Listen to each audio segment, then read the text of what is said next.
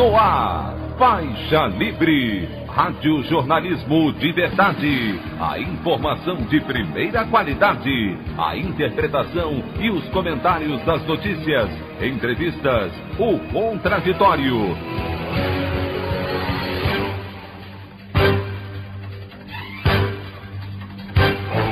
Tudo para aproximar você cada vez mais da realidade do Brasil e do mundo.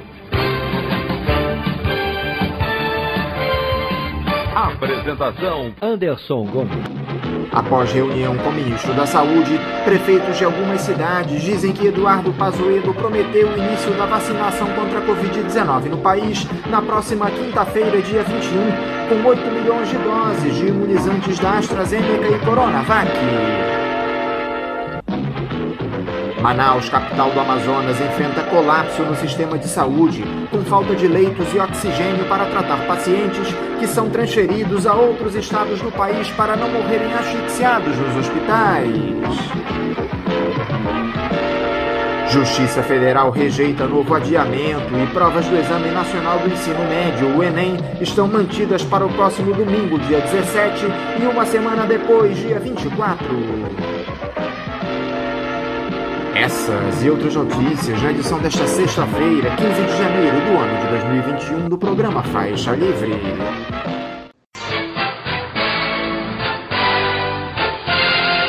O comentário de Anderson Gomes.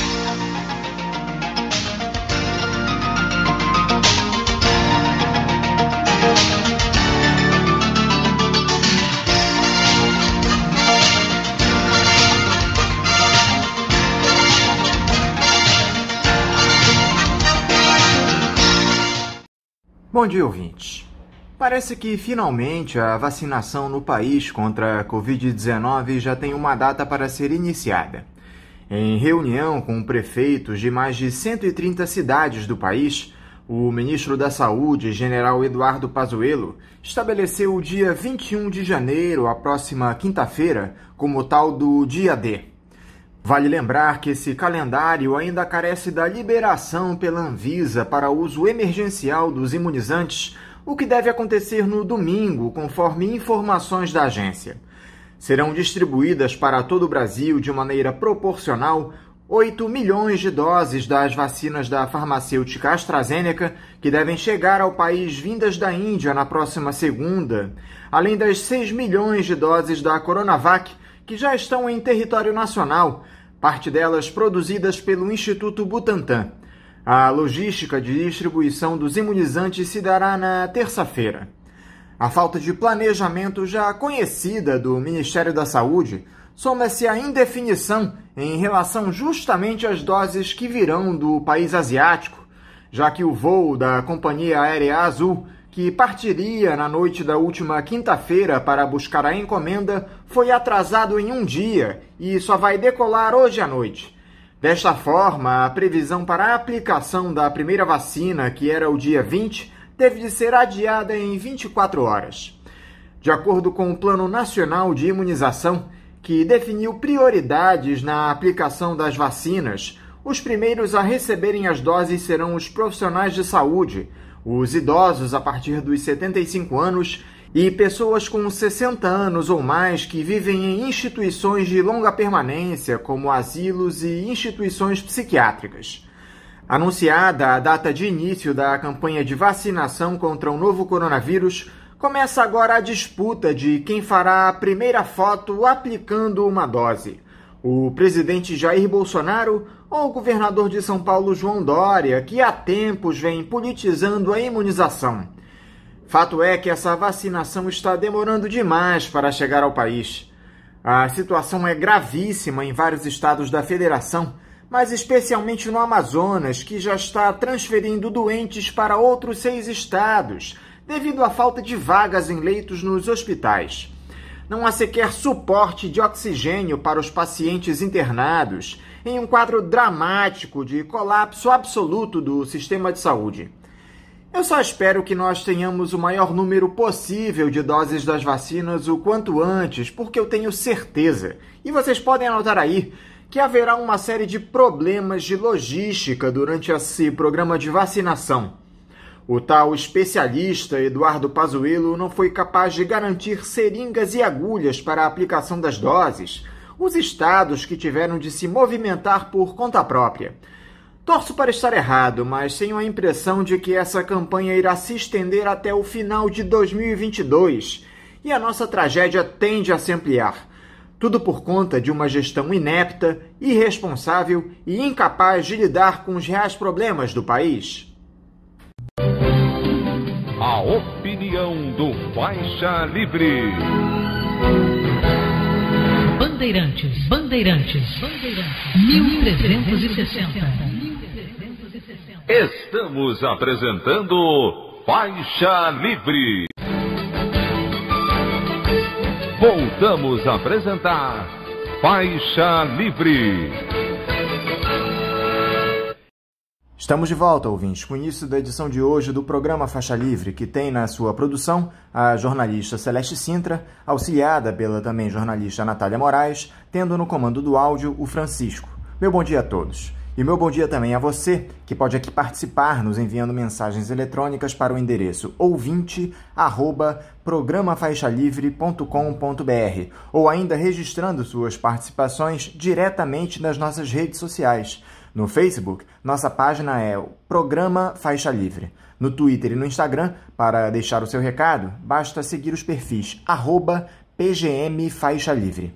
Lembrando que as participações por telefone estão inviabilizadas, pois durante o período da pandemia do novo coronavírus, nosso programa está sendo gravado no dia anterior à sua veiculação. Pedimos desculpas aos nossos ouvintes que costumam interagir conosco desta forma, mas foi a maneira encontrada pela equipe do Faixa Livre para mantê-los informados sobre o que acontece no país e no mundo com essa nossa visão crítica e, ao mesmo tempo, preservando a saúde dos profissionais que levam o programa ao ar.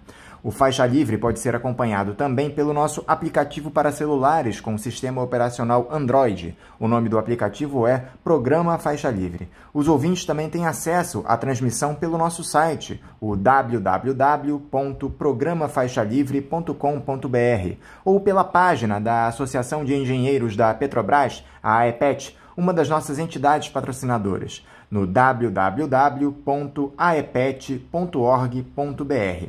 Para quem perdeu alguma das edições ou quer ouvir novamente o Faixa Livre, os áudios das entrevistas e editoriais estão disponíveis no nosso podcast, nos aplicativos Spotify, Deezer e Castbox. E dando início às nossas entrevistas, eu cumprimento o professor de História Contemporânea da Universidade Federal Fluminense, a UF, Daniel Arão Reis. Daniel Arão, bom dia. Bom dia a todos os ouvintes do Faixa Livre. É sempre importante e um prazer estar aqui debatendo os temas da atualidade. Muito obrigado pelo convite. Daniel, quero te agradecer por mais uma vez você dialogar aqui conosco no programa e também aproveitar para te desejar um feliz ano novo com muita saúde e muitas conquistas. Daniel, eu queria começar essa nossa primeira entrevista no ano falando ainda a respeito dos desdobramentos daquela tentativa malfadada de golpe lá nos Estados Unidos, ocorrido há pouco mais de uma semana. Antes disso, eu queria saber a sua opinião sobre os acontecimentos lá no Capitólio. Aquilo foi de fato uma tentativa de golpe? Olha, há uma certa controvérsia a respeito disso. Porém, eu me filio à tendência que caracteriza, a análise que caracteriza realmente a invasão do Capitólio como uma tentativa de autogolpe. O Trump queria efetivamente que os manifestantes impedissem, barrassem, melassem a votação definitiva, juridicamente, que iria certificar a vitória do seu oponente, Joe Biden. Então, agora, foi uma tentativa muito mal organizada, uma aventura muito mal empreendida. Aliás, o Trump incitou os seus partidários a marchar para o Congresso, a invadir o Congresso, disse que participaria junto com eles, mas não participou. Foi uma atitude irresponsável e covarde, né? Que se evidenciou na atitude do ainda presidente norte-americano. Então, não é porque a coisa foi um fracasso que não deve ser caracterizada como uma tentativa de golpe. Foi uma tentativa de golpe muito mal organizada e fracassada, felizmente, porque isso desmoralizou profundamente o demagogo e líder da extrema-direita estadunidense, Donald Trump. Agora, o Congresso dos Estados Unidos está tentando aprovar a jato o impeachment do Donald Trump antes do próximo dia 20, quando se encerra o seu mandato. A Câmara aceitou o pedido e ele foi encaminhado ao Senado.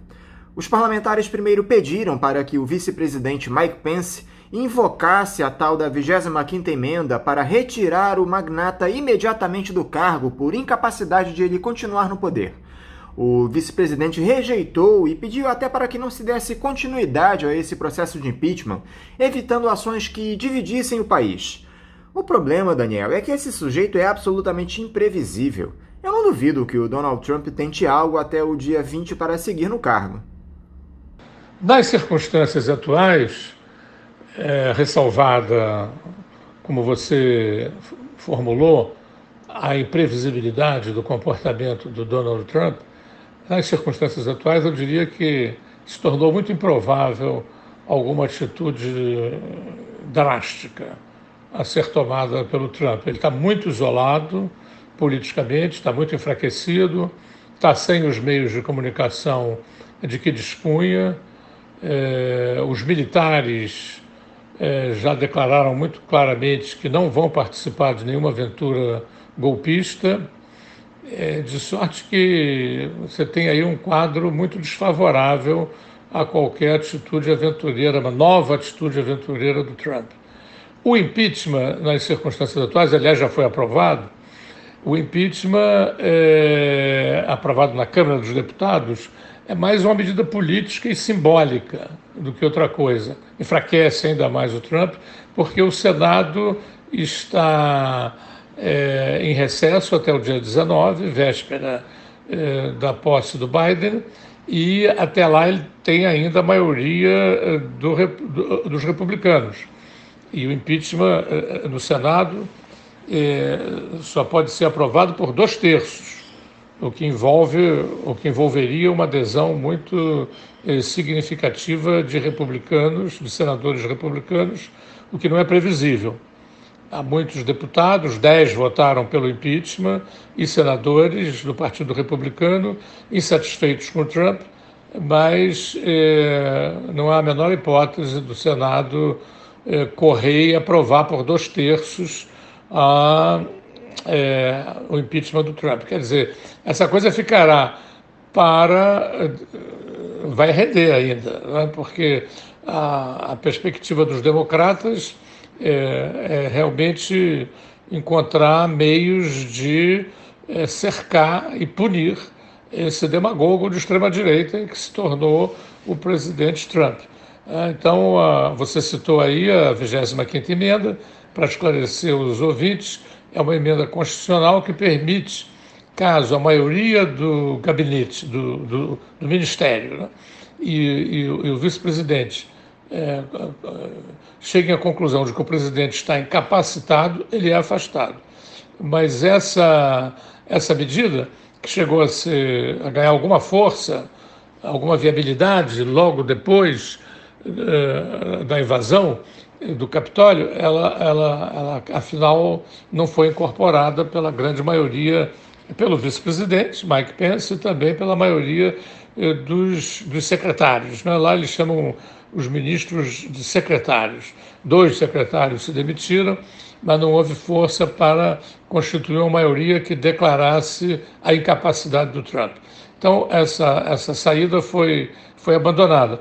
Mas há a perspectiva de cercar o Trump com uma série de processos e como resultado, ter a proibição dele se candidatar novamente e até, no limite, encarcerá-lo, porque ele tem muitas contas a prestar à justiça. Veremos se os democratas encaminham isso com a consequência necessária, porque há muitas vozes no Partido Democrata sustentando que fazer isso iria, digamos assim, obscurecer um pouco o brilho da posse do Biden e as suas primeiras medidas. Então, eles estão, não por qualquer tipo de conciliação com o Trump, mas num raciocínio político, querendo que os holofotes, logo depois da posse do Biden, se voltem para o próprio Biden e para as medidas que ele vai tomar na luta contra a pandemia, na luta contra a crise econômica, e que, nesse sentido, insistir no Trump iria acabar ofuscando o presidente. Veremos, então, logo depois da posse, quais serão os desdobramentos desse processo. De qualquer maneira, há muita gente interessada em processar o Trump. Ele tem várias vulnerabilidades, né, do ponto de vista legal, do ponto de vista político, tem um currículo pesado de acusações de estupro contra ele, de sonegação de impostos, de sorte que eu penso que ele, perdendo a imunidade, a vida dele vai se tornar uma vida dura. Veremos e torceremos para isso. Algo que provocou muita polêmica, Daniel, foi essa decisão dos administradores de algumas das principais redes sociais, como Twitter, Facebook e Instagram, de bloquear as contas do Donald Trump nessas plataformas por ele violar determinadas regras com seus discursos falaciosos. Abriu-se aí um debate em torno da censura que estaria sendo efetivada ao presidente dos Estados Unidos. Como é que você observa essa medida, Daniel? Abre-se aí um precedente perigoso para que esses administradores de redes sociais decidam o que pode ou não pode ser dito? Esse bloqueio de usuários teria o poder de diminuir o extremismo nas redes? Pois é, em relação a essa questão, houve muita gente de esquerda, inclusive, feliz pela censura ao Trump. Eu tenho muitas dúvidas em relação a essas medidas, né? Eu, de um tempo para cá, inclusive, eu já venho defendendo a ideia da sociedade tomar conta dessas redes. Essas redes se tornaram um meio de comunicação público de grande importância. Não podem continuar em mãos privadas, de modo nenhum. Isso é um contrassenso. As pessoas dizem, não, a empresa é privada e ela tem as suas próprias regras, e quem desrespeita essas regras, a ela compete fazer o que bem entende. Isso não é razoável. Nem num restaurante, nem em qualquer lugar, numa livraria, numa indústria. Os proprietários privados há muito tempo perderam o direito de fazer o que bem entendem. Aquilo é a casa deles, é um local público, então eles têm que submeter a regras. No caso das grandes redes de comunicação, Instagram, Twitter, Facebook, isso aí, essas redes já se tornaram de tal maneira públicas que é um contrassenso continuar elas sob o domínio privado. É preciso que, assim como se faz com as rádios, com as televisões, essas redes podem, no máximo, ser concessões do público ao privado e com regulamentações muito claras, de modo que a exclusão de uma pessoa, de um partido, de uma instituição, só possa ser efetivada caso o comitê gestor, de caráter público, escolhido pela sociedade e com mandatos definidos, só se esse comitê gestor assim decidir. E mesmo nessa hipótese, me parece muito mais razoável colar nas declarações consideradas injuriosas ou de fake news, colar uma etiqueta, de modo a que os leitores possam saber que se trata de alguma coisa questionada. Acho melhor isso do que silenciar essa voz. Eu lembro aqueles todos de esquerda que estão muito felizes que essa censura pode se abater sobre as esquerdas. Se o Zuckerberg decide que o Black os movimentos negros são subversivos, ele caça os movimentos negros e fica por isso mesmo. Então, eu penso que deve-se abrir uma discussão sobre isso. Admitir, eu prefiro que elas se tornem empresas públicas, gerenciadas e controladas por comitês de gestor públicos. Veja bem, eu estou empregando o termo públicos e não estatais. Acho que elas não devem ser do Estado. Nós sabemos bem que o Estado pode também adotar políticas que interessem aos governantes de plantão. Devem ser públicas, não estatais e não privadas. E no caso de permanecerem privadas, pelo menos que sejam enxergadas como concessões, assim como as rádios e as televisões sujeitas a regulamentações públicas. De modo que inviabilizem essa decisão de censurar ou de excluir, ou de apagar, ou de silenciar a voz de quem quer que seja. Fato é, Daniel, que o Joe Biden começará seu mandato extremamente pressionado. Não só por esse imbróglio político, pela divisão que se dá nos Estados Unidos, mas também pelos efeitos da pandemia que tem levado o país a uma série de problemas econômicos, desemprego em massa. Dá para esperar que o Biden consiga, já nos primeiros meses, reaglutinar o país e superar essa questão econômica que está colocada, voltando a ampliar as fronteiras dos Estados Unidos que foram fechadas pelo discurso ideologizado do Trump? O Biden tem desafios muito consideráveis, mas ao mesmo tempo tem um horizonte muito estimulante, não é? Porque ele teve 7 milhões de votos a mais do que o Trump. Muitos dos que votaram no Trump não aprovam esse comportamento irresponsável que ele tem tido depois das eleições. Lideranças em todo o mundo também vão ver com bons olhos uma nova administração comprometida com uma política de diálogo e não com uma política prepotente, como aquela que o isolacionista, como aquela que caracterizou os 4 anos do Trump. Então, portanto, ele tem um horizonte de muita expectativa positiva, eu diria. Porém, como você mesmo disse, há grandes desafios. A pandemia é a primeira delas, né? Estão morrendo mais de 4 mil pessoas por dia nos Estados Unidos, e tem também a questão da crise econômica. Vão ser grandes desafios que ele terá que responder, inclusive para enfraquecer ou neutralizar as bases sociais da extrema-direita. A extrema-direita tem crescido porque no quadro dessa revolução informática que a gente está vivendo, muita gente se sente marginalizada, se sente desestabilizada, e isso tanto do ponto de vista econômico como do ponto de vista cultural.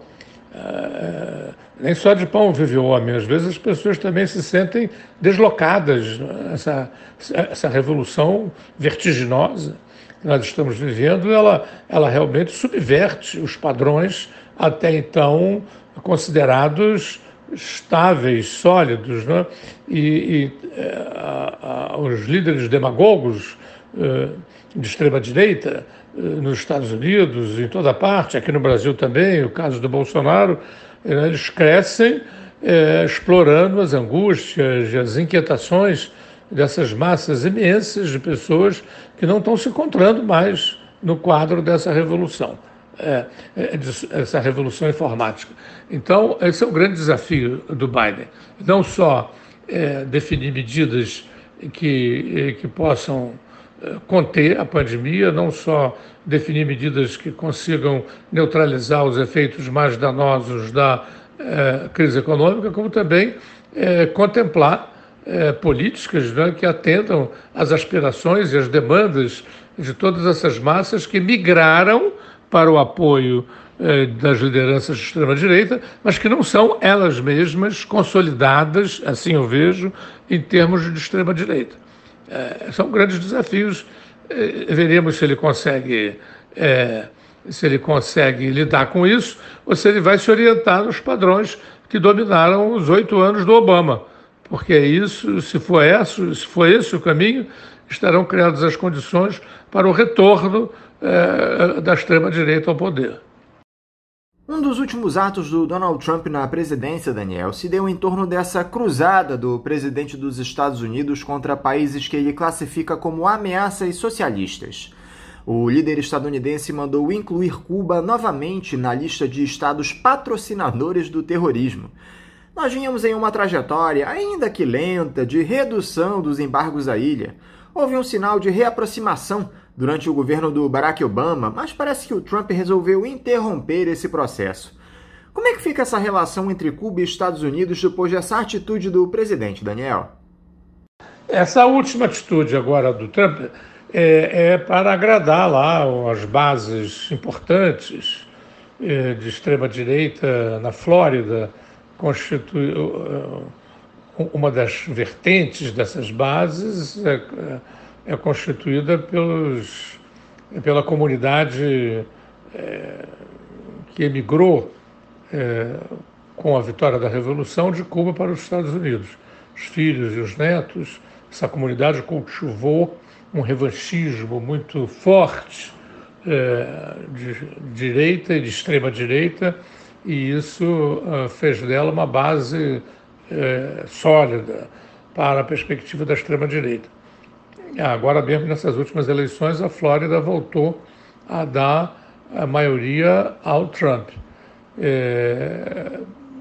Porém, em termos mais gerais, essa política de endurecimento a Cuba, nas relações com Cuba, que foi a marca registrada do governo Trump, tudo indica que ela vai ser revertida. Biden já declarou que vai retomar a dinâmica estabelecida pelo Obama, uma política de abertura, de contato, de relacionamento com Cuba, de modo que, desse ponto de vista, eu acho que as coisas tendem a adquirirem um outro ritmo, né? Uma outra orientação. Falando um pouco agora sobre os dilemas que enfrentamos no nosso país, Daniel. O Brasil começa o ano com a pandemia em trajetória ascendente, sem que haja um início do programa de vacinação pela irresponsabilidade do governo federal. O fim do auxílio emergencial, que atendeu cerca de 70 milhões de brasileiros durante essa crise provocada pela Covid-19 e 14 milhões de desempregados, número que tende a crescer nos próximos meses. Há alguma expectativa de um horizonte de melhora, na sua opinião, Daniel? Todos os sinais que a gestão do Bolsonaro dá causam desespero ainda maior para a nossa população. Você relaciona aí aspectos que vão oferecer grandes dificuldades para o governo Bolsonaro. Em primeiro lugar, em relação à pandemia, eu concordo plenamente com o fato de que o Bolsonaro teve um comportamento inepto, irresponsável, desde o início da pandemia. No entanto, acho que nós devemos analisar essa questão de um ângulo mais complexo. Acho que ele não deve ser eleito o bode expiatório. Ele é péssimo, ele tem conduzido pessimamente esse processo e deve ser contundentemente criticado por isso. Porém, outros políticos igualmente adotaram atitudes personalistas, instrumentalizadoras, querendo lucrar politicamente com o desespero das pessoas, entre os quais o João Dória. Por outro lado, também, no plano geral da sociedade, você tem uma resistência muito grande a comportamentos disciplinados e que considerem com seriedade a questão das máscaras, do distanciamento social. Há uma rejeição e as causas dessa rejeição precisam ser analisadas com mais cuidado e mais, enfim, na sua complexidade. Aí entram elementos como a desconfiança geral da sociedade contra diretivas de um Estado e de governos dos quais ela desconfia, e tem razões legítimas para isso. Entram também considerações de ordem econômica, Eu me lembro que no começo da pandemia as pessoas diziam, né, os médicos e tal, lavem as mãos, e muitas reportagens mostravam que as pessoas dizem, bom, eu vou lavar a mão com o quê? Aqui não tem água na minha casa.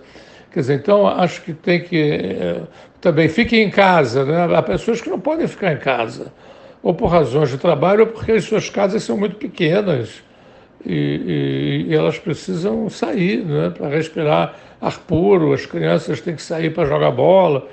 Então, também esse tipo de consideração precisa ser levado em conta, né? Tem também a coisa da ideologia individualista, né, que é muito forte na sociedade brasileira e em outras sociedades também, e nesse nível há muita resistência a cumprir orientações que digam respeito a interesses que se referem ao bem comum. Então, acho que tudo isso tem que ser analisado, inclusive para que orientes políticos que sejam capazes de reverter essas situações, esse tipo de atitude, essas referências, né? Então, a gente apenas dizer que o Bolsonaro é o culpado, eu acho que é simplificar sem perder de vista a crítica contundente ao Bolsonaro, ampliar um pouco a visão para que a gente possa ter mais elementos de compreensão da situação nessa complexidade. A crise econômica é um outro processo que vai exigir do governo Bolsonaro uma definição. O governo Bolsonaro elegeu-se com uma pauta ultraliberal. Ora, essa pauta ultraliberal está sendo posta em questão em todo mundo. E o Paulo Guedes parece que não se deu conta disso. Vai ser necessário um governo intervencionista para aparar, debelar, reverter as consequências dessa crise econômica criada pela pandemia. E aí, o governo Bolsonaro vai manter essa pauta ultraliberal do Guedes? Há, dentro do governo Bolsonaro, setores, ministros, contra essa pauta neoliberal, essa pauta ultraliberal. De sorte que a gente vê a grande imprensa identificada com as orientações e as referências ultraliberais, eles estão cobrando do Bolsonaro mais reformas nesse sentido. Haverá campo, haverá espaço para isso? Então, são questões ainda que permanecem aí como incógnitas. Por outro lado, entre os mais radicais, do ponto de vista dos apoios a Bolsonaro, e o próprio Bolsonaro, parece não está muito interessado em evitar que situações caóticas venham a se produzir. E se produzindo, fortalecendo orientações golpistas de extrema-direita. Finalmente, um outro dado que ainda está muito na nebulosa é como vão reagir os movimentos sociais. Depois que toda a sociedade, ou grande parte dela, esteja vacinada. Na medida em que as contradições objetivas se acirrem, esses movimentos vão começar a protestar. Há muita fermentação nas redes sociais em relação a essas questões.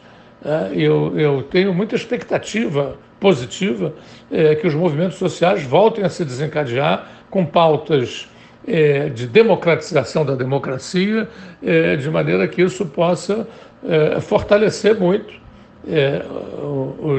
as forças progressistas, as forças democráticas e encurralar politicamente o governo Bolsonaro.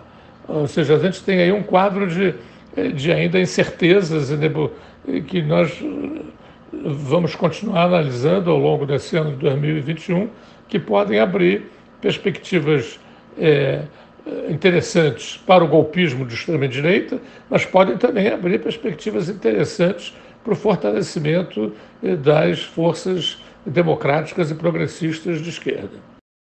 Parece que a nova estratégia negacionista do governo federal, Daniel, é insistir no tratamento da Covid-19 ainda nos seus primeiros sintomas. A receita milagrosa seria misturar hidroxicloroquina com ivermectina e azitromicina.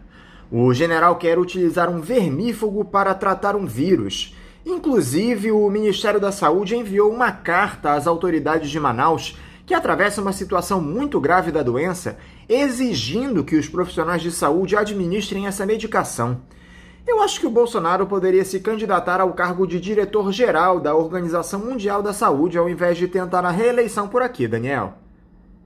Essas medidas, essa orientação negacionista e essas medidas de insistir em remédios não comprovados cientificamente são aspectos que vão ser cobrados politicamente, já estão sendo e vão ser cada vez mais cobrados politicamente do Bolsonaro e de sua equipe de governo.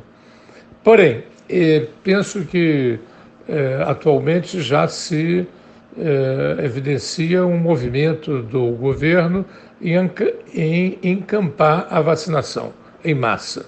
Já estão anunciando aí para ainda em janeiro começar essa vacinação. É possível prever uma grande margem de bagunça e de fura-filas, porém, creio que esse movimento é irrecusável, né? E o governo, evidentemente, vai fazer um grande alarido em torno disso, uma grande propaganda, tentando recuperar terreno perdido em relação a esse processo. Eu acho que não há mais dúvida que a vacinação vai começar e ela tem que ser coordenada e vai ser coordenada pelo governo federal, e isso, de certo modo, pode contribuir para neutralizar o desgaste, até hoje bastante forte e legítimo, que vem prejudicando e enfraquecendo os índices de popularidade do governo Bolsonaro. Esse tipo de atitude do governo federal, Daniel, acabou fazendo com que a ONG internacional Human Rights Watch denunciasse a atuação de Jair Bolsonaro, afirmando que o presidente teria tentado sabotar as ações de combate à pandemia. Além disso, eles citam também a postura do governo brasileiro diante do desmatamento da Amazônia. O mundo inteiro condena, o isolamento do país no cenário internacional se amplia e quem sofre com isso é a nossa população, Daniel. Essas duas áreas são áreas problemáticas para o governo Bolsonaro, tanto a questão da pandemia como a questão do desmatamento da Amazônia, são matérias de grande repercussão internacional, e o governo brasileiro realmente alcançou níveis de desmoralização e de descrédito quase caricaturais no mundo todo. Reverter isso é um grande problema para o governo Bolsonaro. Até mesmo bases de apoio do governo estão se movimentando no sentido de tentar neutralizar aspectos extremos, caricaturais, mas tem enfrentado dificuldades, né? Porque o presidente é um psicopata, né? Claramente um homem desequilibrado, né? Um homem sem noção, e isso dificulta enormemente encaminhamentos de articulação política, encaminhamentos que possam diplomaticamente reduzir os danos, de sorte que é claro que num movimento de vacinação geral coordenado pelo governo, como eu disse na questão anterior, isso pode contribuir para reduzir os danos, mas do ponto de vista do desmatamento da Amazônia, né, isso é um compromisso eleitoral do Bolsonaro e tem também conexões com a sua idiosincrasia pessoal, as suas características pessoais. Nesse nível, eu acho difícil que haja um recuo, embora as pressões estão se avolumando e vão se avolumar mais ainda, internacionais, tanto do ponto de vista do novo governo estadunidense, quanto do ponto de vista dos europeus. Sem falar na China, que continua em silêncio, mas também pode se manifestar. De sorte que pode se criar aí um cerco que imponha mudanças ao governo Bolsonaro, tanto na área da pandemia como na área do desmatamento da Amazônia. E a atuação das nossas esquerdas, Daniel? O último sinal que os partidos ditos progressistas deram foi aquele apoio a candidatos comprometidos com o neoliberalismo nas eleições para a presidência das casas legislativas.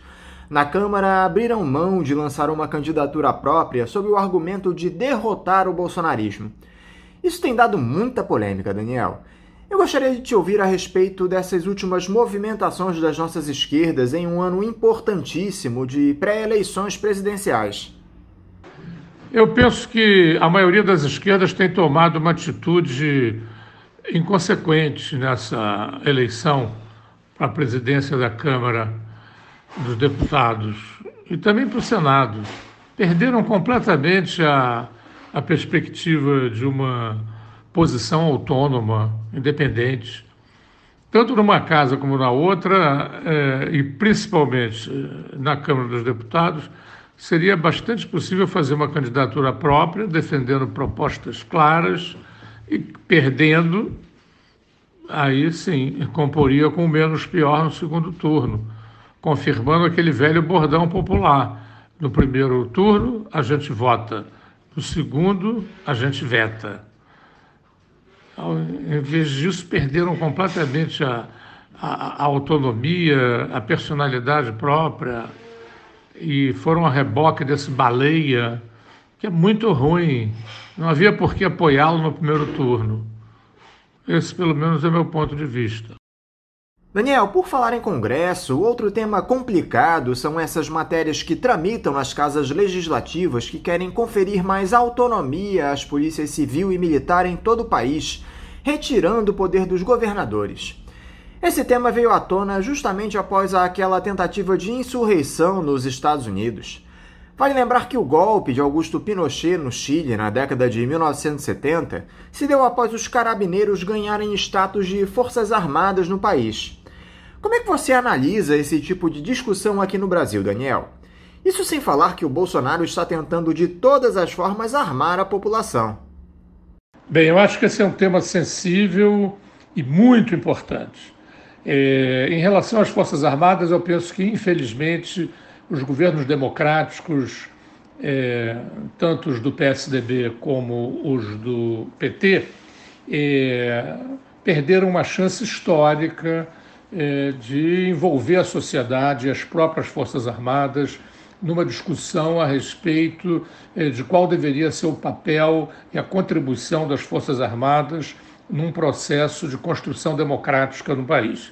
Essa chance histórica foi perdida. Infelizmente, ao longo de todos esses anos, as Forças Armadas continuaram cultivando ressentimentos e, inclusive, essa ideologia da guerra cultural foi cultivada e ensinada durante anos e anos, de sorte que a gente está numa posição muito desfavorável nesse momento.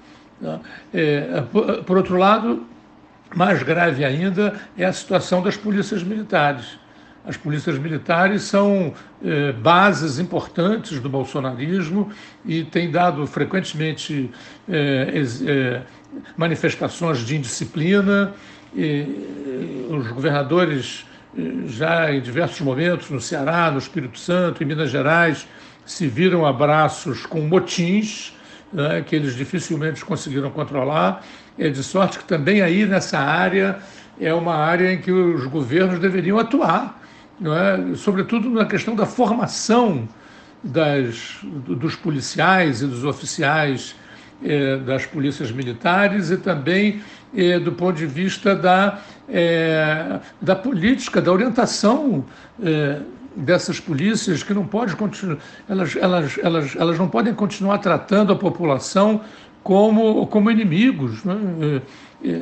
As forças democráticas devem defender uma perspectiva de extinção das polícias militares, de transformação gradual delas em polícias civis. A polícia militar ela tem um veso repressivo, o próprio nome dela, né, Polícia Militar, de ver os os cidadãos como inimigos, não é? Então, eu penso que o ideal mesmo seria a transformação delas em polícias, enfim, a criação de uma polícia civil integrada. Como isso é impossível a curto prazo, você tem que insistir na questão de mudar as grandes orientações dessas polícias militares, de uma orientação repressiva para uma orientação que privilegie o trabalho de inteligência. Né? Quando a gente vê o orçamento das polícias militares, as dotações do serviço de inteligência são ridículas, são mínimas. Dá-se preferência à repressão, ao tiroteio, à brutalidade, essa coisa dos BOPs terem como símbolo a caveira, não é? É uma coisa assim muito deprimente, não é? Então, eu acho que enquanto que a extinção das polícias militares não vem, que venha uma nova orientação para elas. Eu acho que, desse ponto de vista, as forças democráticas têm que se apresentar mais, com programas e perspectivas mais claras, né? E fazer disso um grande debate. Né? Esse projeto que está sendo discutido no Congresso Nacional, eu quero crer que ele não vai ser aprovado, ele não pode ser aprovado, porque aí realmente é a consagração, é o fortalecimento dessas orientações que fazem das polícias militares hoje uma base, um eixo importante de uma perspectiva repressiva e eventualmente golpista que possa vir a ser, em determinado momento, assumida pelo governo Bolsonaro. O Bolsonaro, em particular, não tem nenhum apreço pela democracia, né? Isso é muito claro, e de sorte que ele pode, eventualmente, fazer dessas polícias plataformas de intervenção e de repressão e de terrorismo em relação à sociedade. Creio que é preciso reagir a isso, derrubar esse projeto, né? E aproveitar a discussão e formular uma plataforma de mudanças nas polícias militares que encaminhem a médio prazo e a longo prazo a sua extinção. Daniel Arão Reis, mais uma vez, muito obrigado por você estar novamente aqui conosco. Eu quero te desejar um ótimo final de semana e um forte abraço. Sou eu que agradeço esse convite, mais uma vez, de me dar a oportunidade de discutir e debater aqui com os ouvintes do Faixa Livre assuntos importantes da nossa conjuntura. Faço votos para que o programa Faixa Livre se mantenha sempre com essa orientação, trazendo para os seus ouvintes debates importantes e plurais, para que isso possa contribuir para o fortalecimento da democracia e das forças democráticas e progressistas no Brasil. Muito obrigado e até a próxima. Conversamos aqui com o professor de História Contemporânea da Universidade Federal Fluminense, a UF, Daniel Arão Reis. Vamos agora ao nosso primeiro intervalo. Voltaremos daqui a pouquinho. Voltamos a apresentar Faixa Livre. Já voltamos, ouvintes, e agora eu converso com a conselheira titular eleita do Conselho de Administração do PREVE-Rio, Jane Castelo. Jane Castelo, bom dia. Bom dia, Anderson. Bom dia, ouvintes. Muito obrigada mais uma vez ao programa Faixa Livre, que nos oferece a oportunidade de discutir a questão do funcionalismo público municipal, do seu futuro, do sistema de previdência, de 160 mil servidores ativos, aposentados, pensionistas, e é muito importante nesse momento em que a gente está com uma prefeitura com sérias dificuldades financeiras e também o PREVE-Rio, vindo de um histórico que eu vou comentar a seguir, de tratamento de um patrimônio que é do servidor como um patrimônio da prefeitura, e isso é muito importante que seja colocado para que se saiba que o servidor sempre contribuiu e que as diversas gestões, desde o nascimento, né, do FUNPREVI, porque o PREVE-Rio existia já desde 87, com um histórico assim, de sucesso, os servidores contribuíam com 9%, nós éramos uma referência no sentido de oferecer cartas de crédito, alavancar o mercado imobiliário, alavancar, consequentemente, a arrecadação do município por conta dessa movimentação toda, né? Nós oferecíamos também empréstimos consignados aos servidores a taxas muito menores do que o banco, qualquer banco, e a gente também se financiava com essas taxas de administração.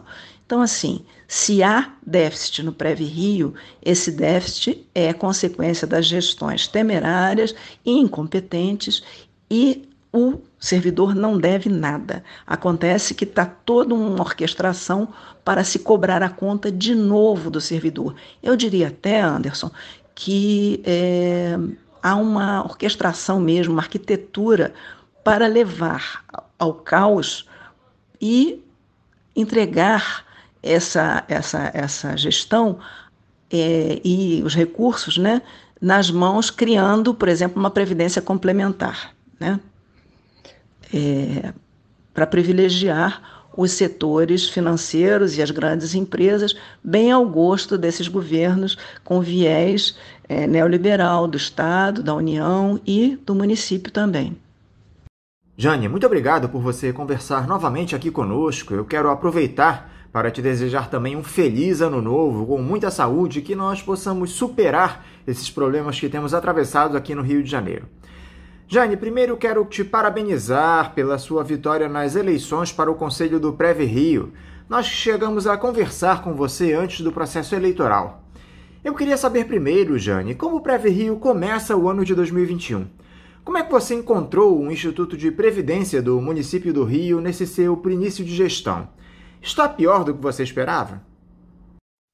Anderson, é mais um motivo que eu tenho para agradecer ao Faixa Livre, porque aquela nossa conversa anterior à minha eleição serviu para divulgar bastante as nossas propostas e foi muito importante mesmo para que a gente tivesse um representante integrante do Movimento Unificado do Serviço Público, em defesa do Serviço Público Municipal, olhando em substituição ao Ulisses, que infelizmente não pôde se recandidatar por ter feito 2 mandatos seguidos. Mas como eu encontrei a prefeitura, assim, encontrei mal o Previ-Rio, mas, na verdade, eu tenho a fantasia de que deve estar pior do que eu imagino, sim, pelo seguinte: eu tomei posse junto com os outros representantes do município, na última sessão de dezembro, que ainda era atribuição dos representantes anteriores, dizendo, ali não se discutiu grande coisa, não tivemos acesso a números, não tivemos direito à voz e simplesmente tomamos a posse de forma virtual. E ali foi dito que nós iríamos nos encontrar para determinar o funcionamento do novo conselho, né, dos novos integrantes do conselho. Anteriormente, como a lei do Previ-Rio estabelece, uma vez por mês, tá? E aí, assim, não houve esse encontro ainda, não foi pautado, e nós conhecemos um histórico de a gestão, são 5, né, membros do governo e 4 representantes do funcionalismo, né? Não há paridade e há uma prática de divulgar a pauta muito em cima para que os conselheiros eleitos também possam tomar as decisões sem ter um conhecimento aprofundado nem tempo para se aprofundar nas questões em que vai votar. E esse encontro, esse acesso aos números, nada disso aconteceu até agora. E eu estou me baseando aqui numa avaliação do Tribunal de Contas anual. Essa referente foi publicada em 2020, referente ao exercício de 2021, porque o de 2021, sobre 2020, ainda não foi publicado, e também costumo me basear muito nas atas do Conselho Fiscal, que são publicadas no site do Previ-Rio. A última ata, acho que se eu não me engano, a penúltima e a última não foram publicadas. O Conselho Fiscal se reuniu, fez todo, e nessas atas do Conselho Fiscal fica ali todas as pendências registradas, ficam todas registradas as pendências desde a criação do FUNPREVI, que foi criado para dar conta apenas das pensões e do pagamento das aposentadorias, como estabeleceu a reforma da Previdência do Fernando Henrique Cardoso, que obrigou os municípios e estados a criarem seu regime próprio. Então, assim, eu não tenho acesso aos dados ainda atualizados, mas aqui diz o seguinte, na de 2019... Olha só que coisa incrível. Que, considerando a situação deficitária do FUNPREVI, tanto atuarial quanto financeira, seja realizada a revisão do plano de capitalização do FUNPREVI, aprovado pela Lei Municipal de 5.300 de 2011. Agora, essa Lei 5.300 de 2011 foi criada no governo Paes para capitalizar o fundo em 35 anos. Não se passaram 9 e já estão querendo de novo. E essa lei de capitalização, ela é muito séria. Por quê? Ela já vinha com esses problemas, já tinha empréstimo do César Maia de 2005 para o Estado e não poderia ter sido emprestado por ser um patrimônio do Previ Rio, foi usado como se da prefeitura fosse, que está pendente até hoje. Eu leio nas atas dos conselhos fiscais que isso fica pendente, eles recomendam que se faça, e aí aprovam com ressalvas, porque também esses conselhos todos, os conselheiros, tanto os 5 representantes da prefeitura no conselho de administração, quanto os do conselho fiscal, são apontados e escolhidos pelo governo. Normalmente tem cargos de confiança e tal, então eles fazem o diagnóstico, aprovam com ressalvas. Quando chega no conselho, a gente fala, olha, vamos tentar aqui rejeitar isso e tal. Aí o presidente fala, não, mas aqui está aprovado com ressalvas. Então, é toda uma série de limitações e falta de transparência que eu acho que tem que acabar. Nós precisamos, de novo, publicar os fluxos de caixa, por exemplo, para saber o que está acontecendo. Então, assim, a situação é grave. Há déficit atuarial, há déficit financeiro pesados, de grande monta, mas, assim, números atualizados, assim, eu não tenho, entendeu? E é exatamente por isso que nós estamos querendo participar ativamente desse grupo de estudos que foi criado pelo prefeito Eduardo Paes. E as iniciativas que podem e devem ser implementadas, Jane, para fazer com que esses ataques das mais diversas gestões do município ao Previ Rio tenham um fim? No final dos 2 governos Paes, o Crivella, alegou a herança maldita, como eles sempre fazem de um governo para outro, e de fato havia um problema sério. Inclusive o chefe de gabinete disse em sessão na Câmara, numa audiência pública, de que tinha havido estelionato do governo anterior. Então isso não sou eu que estou falando. O problema é que eles não tomaram providência nenhuma em troca de apoio na Câmara, né? Mas, com relação a isso, a gestão foi temerária e serviu de objeto até de uma representação ao Ministério Público de vereadores progressistas, Ulisses como conselheiro, eu como aposentada, o CEP, o Sindicato dos Servidores da Câmara e outros que denunciaram que nesse plano de capitalização, por exemplo, foi oferecido terrenos que não tinham liquidez, não tinham rentabilidade, que estavam na contabilidade da prefeitura por cerca de 200 e tantos, 300 milhões, que foram contabilizadas para o fundo superfaturados com valor de 1 bilhão e 200, mais ou menos, só para ter uma ideia. Um desses terrenos causou um problema sério, porque foi oferecido à Câmara dos Vereadores e também ao Consulado Americano, e isso acho que ainda está pendente lá na questão das atas do Conselho Fiscal. Então, nós fizemos muita movimentação no início do governo Crivella, por suspensão de benefícios e tal, e conseguimos, depois de muita mobilização, um canal de diálogo com o governo. E nós oferecemos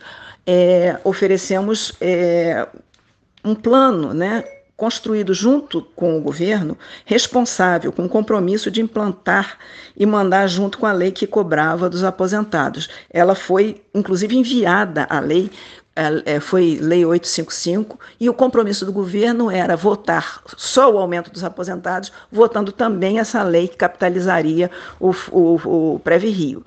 Ocorre que, alegando uma vaia, o chefe de gabinete, que saiu do governo para ir votar como vereador essa lei, tirou de pauta, esperou um tempo e arquivou.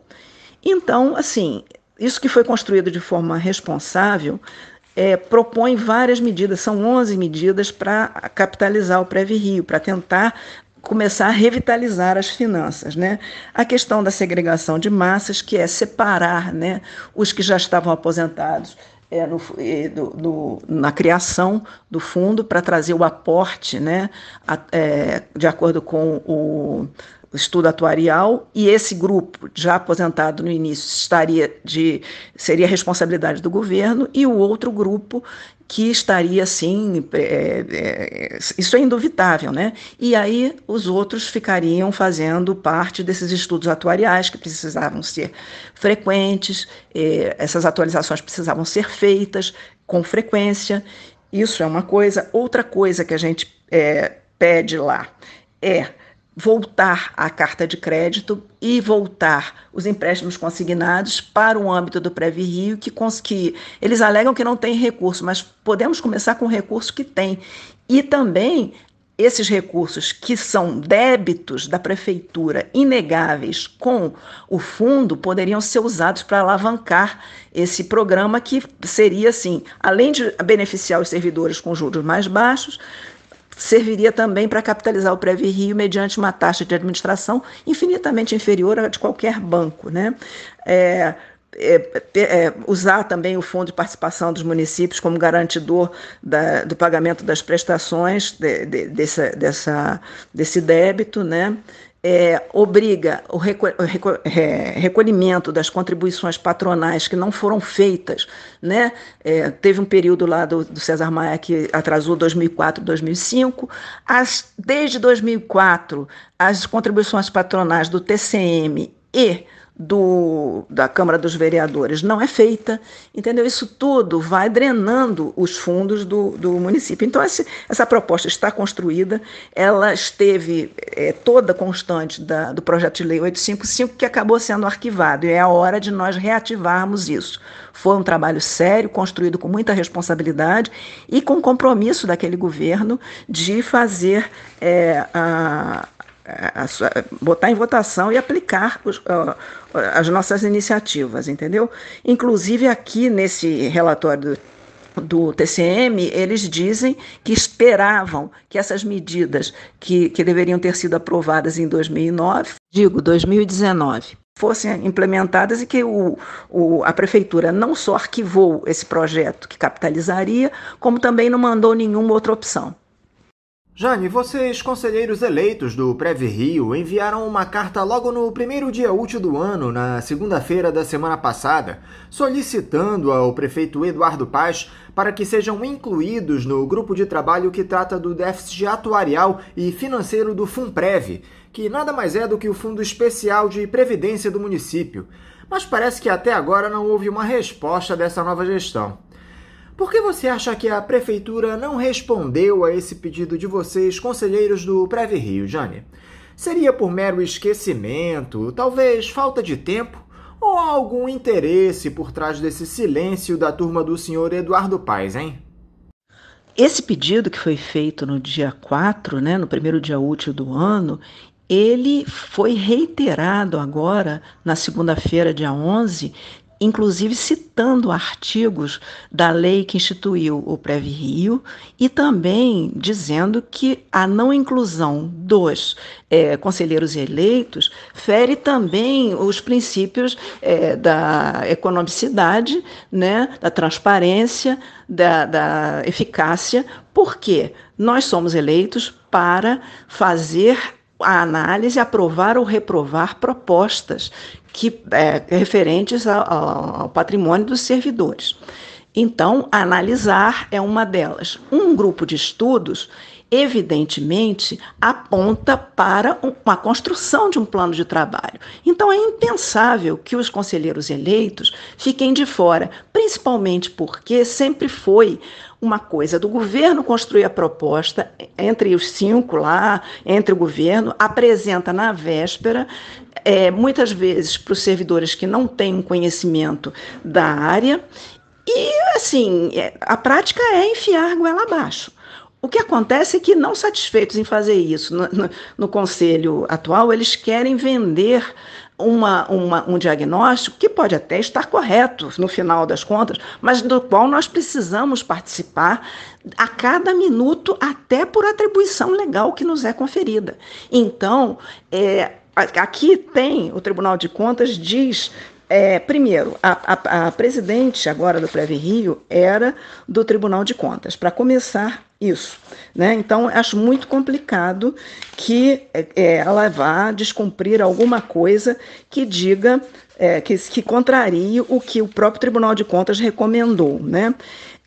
Outra coisa, a gente tem que participar de tudo, porque o próprio Tribunal de Contas, neste diagnóstico que eu tenho aqui, de 2019, ele diz com todas as letras que os estudos não são confiáveis. Quer dizer, as respostas atuariais nas auditorias, vou ler aqui. Cabe ressaltar que o Conselho de Administração do TCM apurou em diversas auditorias fragilidades nas avaliações atuariais, principalmente quanto às hipóteses utilizadas, cuja inadequação, caso comprovada, poderá elevar ainda mais o resultado negativo. Então, quer dizer, não é nem assim. Primeiro, porque é nossa atribuição. Segundo, porque o próprio Tribunal de Contas diz que as avaliações atuariais não são confiáveis. Terceiro, porque a gente sabe muito bem que essas avaliações atuariais são avaliações técnicas e que a técnica não é neutra. Dependendo dos critérios que você usa, elas podem levar a uma conclusão A ou B. E, como ele mesmo disse, pode levar a um diagnóstico ainda pior do que existe. Em termos de números deficitários, o que combina com o planejamento de levar o PreviRio, a Previdência Complementar, que foi implantada no Chile, que levou velhinhos aposentados a se suicidarem, a praticar delitos, para ir dormir na cadeia, porque não tinham o que comer e onde dormir. Então, assim, eu acho que não é nada demais, tem que ser atendido esse pedido, né?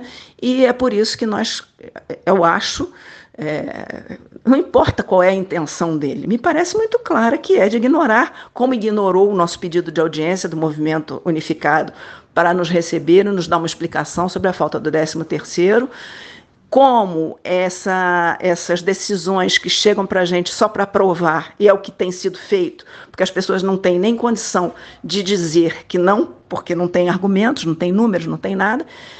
Independente disso, mesmo que não fosse a intenção dele, é obrigação, de acordo com a lei, que os conselheiros eleitos participem.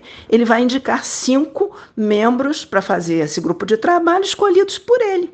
Um da Fazenda, um da Controladoria, outro da Procuradoria. Ora, sinceramente, um diagnóstico desse que já vem pronto, não deveria ser assim, né? Se o interesse é ser transparente, nós tínhamos e temos que participar.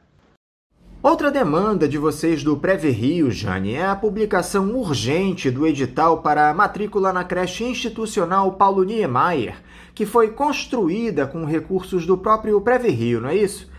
Diz aqui pra gente, Jane, como é que anda esse imbróglio em torno do edital? Por que ainda não houve a sua publicação?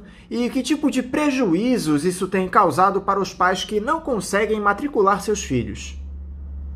Primeiro é necessário esclarecer que essa creche foi construída integralmente com os recursos do patrimônio do PreviRio, pertence ao servidor. Eles, no fim do governo Paes e no início do governo Crivella, vêm sistematicamente pressionando e criando condições cada vez mais pressionantes para levar essa creche e integrá-la à rede pública municipal. Isso não é justo, não é isso que os pais querem, que nós queremos como servidores. Mas caso no limite do absurdo isso acontecesse, o Pré-Rio tinha que ser ressarcido, e ressarcido de forma cabal, né? Não para dizer que ressarciu. Então, assim, em 2018, eles transferiram, né, a creche, tiraram do Pré-Rio e botaram na Casa Civil. Né? Aí solicitaram aos pais que criassem um conselho. Esse conselho discutia com a direção da escola. Com essa mudança agora dos diretores, no final de fevereiro e início de março do ano passado, eles agora também não querem diálogo, é só através da direção. Os pais têm que se dirigir à direção. Hoje é uma diretora e tem um adjunto, então eles têm que passar por eles para que seja levado. Eles não recebem mais a comissão de pais, para começar, né? Outra coisa séria é o seguinte: os professores lá, porque foi para a Casa Civil, recebiam seus salários porque tinham cargos em comissão. Então, o que acontece é que agora eles foram exonerados, então não há garantia de que haja professor para o caso de reabrir. Todo ano, eles sempre publicaram os editais para a matrícula dos servidores, dos filhos, né, dos servidores, em novembro. Neste último novembro, não só não publicaram o edital, como também houve essa questão, né, da falta de diálogo e dos professores. Mas, o que é pior, eles querendo integrar a rede municipal, tem dois problemas. A rede municipal já encerrou o seu período de matrícula das crianças agora, semana passada. Então, assim, mesmo que eles queiram matricular na rede municipal, eles não têm como, porque acabou o prazo. Estão discutindo a volta presencial dos servidores para atendimento ao público, e as creches estão fechadas. Então, eles estão numa incerteza tremenda, porque também tem um detalhe: os filhos de filhos menores de pais que já tenham filhos matriculados têm prioridade. Muitos deles, acabando a creche ali e sem o edital, talvez percam a prerrogativa de levar seus filhos para o berçário, né? Então, assim, é uma situação de terrorismo. Depois que a gente denunciou, eles disseram que vão estudar, que talvez seja publicado o edital, que vão talvez resolver a questão dos professores, mas esse talvez é complicado. E outra coisa, a creche funciona em um horário diferente. Muitos servidores trabalham 40 horas. Então, o horário da rede municipal, das creches, é de 8 às 5 da tarde. E não atende. O que eles vão fazer com as crianças nesse tempo que sobra? O que eles vão fazer quando começar o trabalho? Onde é que eles vão botar essas crianças? Isso é muito sério, né? Levando-se principalmente em conta de que aquilo foi construído com o nosso dinheiro. Então, é muito urgente que isso se resolva também, né? Esse é o pleito deles. Enfim, é muito sério e precisa ser resolvido com urgência. Nós estamos cansados de falar aqui no programa, Jânia, sobre a situação calamitosa em que o município do Rio de Janeiro se encontra. Faltam recursos, a arrecadação caiu demais nos últimos tempos, falta também uma gestão responsável e competente, mas mais do que isso, falta emprego para a nossa população, Jânia. A pandemia piorou ainda mais esse cenário caótico na capital fluminense. Qual é o diagnóstico que você faz, Jânia, para esse quadro em que o Rio de Janeiro está atualmente, depois de uma gestão como a do Marcelo Crivella, que aprofundou ainda mais esse buraco? A situação, de fato, é muito difícil. Nós temos que levar em conta que nós já vivíamos, antes da pandemia, uma crise econômica seríssima que já vinha levando a diminuição, né, da economia, o decréscimo da economia e também a da arrecadação. É trabalhoso, mas é possível. Desde que a gente perceba, no governo que entra, a necessidade de ultrapassar práticas que realmente só serviram para trazer esses resultados caóticos, agravados pela pandemia. Por exemplo, O que precisaria, provavelmente, e muito urgente, seria uma nova tributação progressiva do IPTU, onde houvesse justiça fiscal, uma progressividade também no ITBI, onde se abandonasse esses benefícios fiscais concedidos, essas benesses a empresas, que realmente às vezes são injustificados. O SINCAF, logo no início da pandemia, fez uma denúncia com relação a esses benefícios fiscais, mandou um documento ao Tribunal de Contas, ao prefeito, aos vereadores, à procuradoria, questionando esses benefícios e perguntando quais são as leis em vigor que dão esses benefícios, quais são os setores da economia que realmente são beneficiados por essas leis, o quanto deixou de ingressar nos cofres públicos por conta disso, né? E outra questão também, e não foi respondido, né?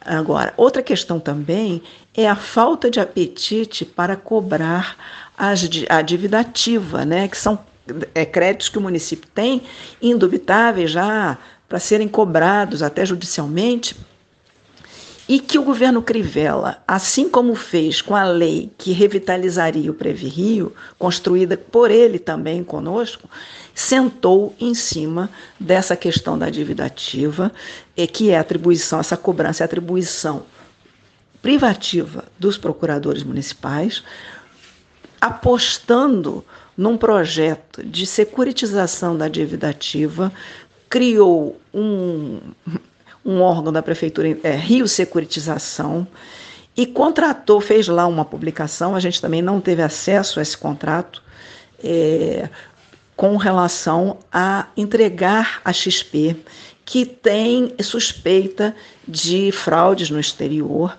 essa cobrança da dívida ativa, que inclusive é de créditos tributários. Os tributos só podem ser usados para as obrigações vinculadas, né? Saúde, educação, e tem lá também uma questão que pode facilitar a administração tributária, porque é investimento em levantar recursos. Aliás, seria uma boa providência. E aí, ele fazendo isso através das iniciativas dos bancos e de instituições financeiras, ele rouba a prerrogativa privativa da prefeitura, desvia de forma inconstitucional esses recursos vinculados para as empresas, no caso a XP, mas para empresas, instituições financeiras, que vão cobrar uma taxa de administração, quer dizer, nós vamos tirar direto do orçamento para a instituição financeira um recurso para eles cobrarem, quer dizer, sem passar pelo orçamento. E também eles cobram um ágio, separam os lotes, o que não servir e que não conseguir, eles devolvem os créditos podres para a prefeitura, quer dizer, é um contrato em que eles só têm os benefícios e os ônus continuarão com a prefeitura, né? Esse contrato é um caso sério. Outros contratos esquisitíssimos, por exemplo, o município criou a Fomenta Rio, e aí a Fomenta Rio fez um contrato com uma empresa Neoconsig para cobrar dos servidores a colocação nos contra-cheques deles dos créditos consignados, empréstimos com banco, plano de saúde, e por aí vai, cobrar. Olha só, são duas relações, a do servidor com o banco e a do banco com a prefeitura. A prefeitura tem a obrigação de fazer o contra-cheque. Isso era feito pelo PreviRio, né? Com vantagem para os servidores que tinham juros mais baixos, com vantagem para o PreviRio, que se ressarcia, que melhorava o caixa, e também sem cobrar nada da prefeitura. Então, a prefeitura, no governo Eduardo Paes, passou a contratar uma empresa para fazer isso, alegando que o programa, o sistema era ruim. Isso é só cruzar os dados do banco. Qualquer sistema faz isso, né? Mas, assim, então começou a pagar da prefeitura. O que houve, que o governo Crivella agora quer que o servidor pague a Neoconsig, né, por um serviço. O que o servidor tem que pagar é os juros do banco. E nem isso precisaria se fosse do Preve-Rio, né? Agora, esse trabalho de lançamento é para a prefeitura, é uma obrigação, como entregar a declaração do imposto de renda. Então tem coisas muito esquisitas, né? Outros contratos, por exemplo, o contrato da ASIM foi denunciado, não sei se é irregularidade do plano de saúde, mas eu acho que essas práticas é que precisam ser combatidas para a gente confiar que qualquer planejamento dê certo. Isso é uma coisa que eu, sinceramente, eles anunciaram na imprensa, mas já falaram de novo em voltar com as OS. Quer dizer, a OS, os servidores da saúde, a gente sabe, pelo que aconteceu, comprovadamente, que algumas OS são sorvedouros, né, de dinheiro, de corrupção, enfim... E colocam os servidores precarizados, os terceirizados, sem receber os salários, eles têm que fazer arrestos em situação difícil, sendo que são 20 mil, eu confirmei com a presidente do Sindicato dos Enfermeiros, por volta de 20 mil, esses 20 mil, comparados aos 160 mil servidores, se integrados como estatutários fossem, seria também uma coisa de alavancar. Nós não somos contra integrar servidores de outras esferas seletistas, desde que o compromisso com os estudos atuariais que compensem o para trás sejam feitos, que realmente a compensação do INSS entre e, principalmente, que o município cumpra, né? Arque com as diferenças entre o que o INSS vai ressarcir e o que vai ser preciso para, no futuro, garantir essas aposentadorias. E é isso que eu estou vendo, que mesmo com a dificuldade do limite de gastos, eu não sinto um pouco, eu vejo um discurso na imprensa que eu não estou vendo muito, não vejo muito jeito de estar sendo aplicado na prática. Para encerrar, Jane, e voltando a falar do Preve-Rio, você acha possível fazer com que o Fundo de Previdência do município volte a ser aquela referência para o país, como era antes daquela malfadada reforma da Previdência do município de 1998, durante a gestão do Luiz Paulo Conde? Olha, vai ser muito trabalhoso, muito custoso, dado a situação calamitosa em que nós nos encontramos. Eu acho que esse retrato que vai ser apresentado a nós pelo grupo de trabalho e pelos que têm sido apresentados até hoje, a situação é grave, embora pudesse ter sido usado outros critérios nessa avaliação que tornassem a situação menos caótica e o município menos passível de juros altos nos empréstimos que foi obrigado a tomar para dar conta desses buracos anunciados, né? Agora, a questão do Preve-Rio, ela vem de antes.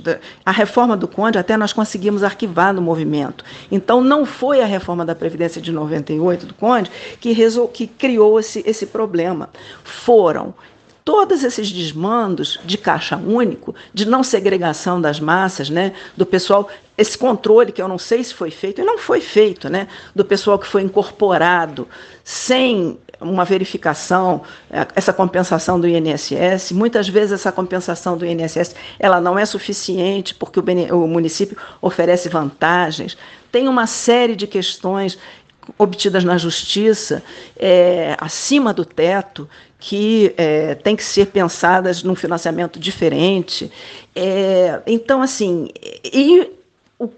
a cereja do bolo para terminar com a história foi esse plano de capitalização da Lei 5.300 de 2011, que foi apresentada pelo governo Paes, daquela forma que gerou o problema e a representação do Ministério Público, que está lá ainda, não sei em que pé está, sinceramente, e assim, o que é pior, eles estão tentando repetir a façanha. Eu vi uma declaração do secretário de Fazenda atual, Pedro Paulo, que, aliás, eu preciso dizer isso antes que eu me esqueça, ele é o autor, lá no Congresso Nacional, de um projeto de lei que pretende reduzir em 25% o salário dos servidores, reduzindo o tempo de trabalho.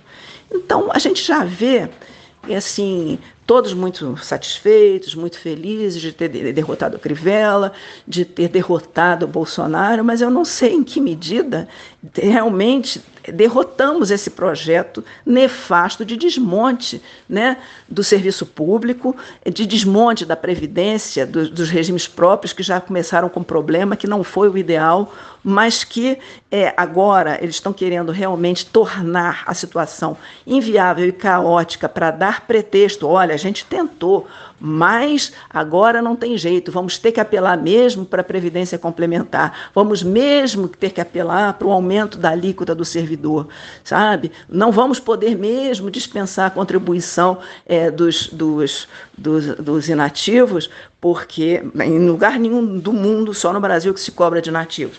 Enfim, mas assim, isso é que é o ponto.